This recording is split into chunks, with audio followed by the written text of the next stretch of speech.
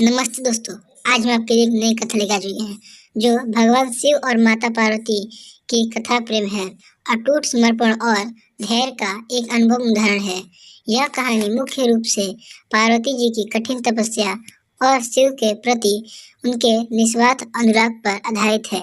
इस कथा को शुरू करने से पहले आपसे एक विनती है कि इस कथा को कृपया आप पूरा सुनिएगा। तो अब इस कथा को हम लोग शुरू करते हैं। सती के आत्मदाह के बाद भगवान शिव गहरे वैराग्य में चले गए और हिमालय की गुफाओं में ध्यान मग्न हो गए। उधर सती ने हिमालय राज्य के घर पार्वती के रूप में पुनर्जन्म लिया। पार्वती बचपन से ही शिव के अन्य भक्त थीं और उन्हें ही अपने पति के रूप में पाना चाहती थीं। शिव को प्रसन्न करना सरल नहीं था, क्योंकि वे सांसारिक मोह माया से दूर समाधि में लीन थे। नारद मुनि की सलाह पर पार्वती ने कठोर तपस्या शुरू की।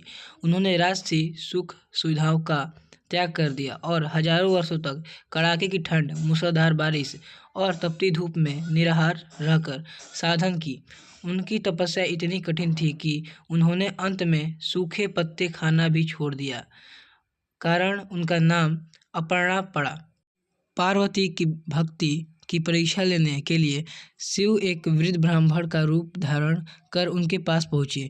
उन्होंने शिव की निंदा की और उन्हें श्मशान निवासी, भस्माधार और अमंगलकारी बताया। पार्वती ने क्रोधित होकर ब्राह्मण को वहां से जाने को कहा और शिव के वास्तविक स्वरूप का गुणगान किया। उनका दृढ़ विश्वास देखकर शिव अपने असली रूप में प्रकट हुए और बोले, हे पार्वती, आज से मैं तुम्हारी तपस्या से खरीदा हूँ, तुम्हारा दास हूँ। इसके बाद अत्यंत भव्य तरीके से शिव और पार्वती का विवाह संपन्न हुआ। यह कथा हमें सिखाती है कि यदि हमारे लक्ष्य के प्रति निष्ठा और संकल्प दृढ़ हो तो असंभव दिखने वाली वस्तु को भी प्राप्त किया जा सकता है। अगर आपको यह कथा अच्छा लगा हो तो इस वीडियो को लाइक करें, सब्सक्राइब करें। नमस्ते।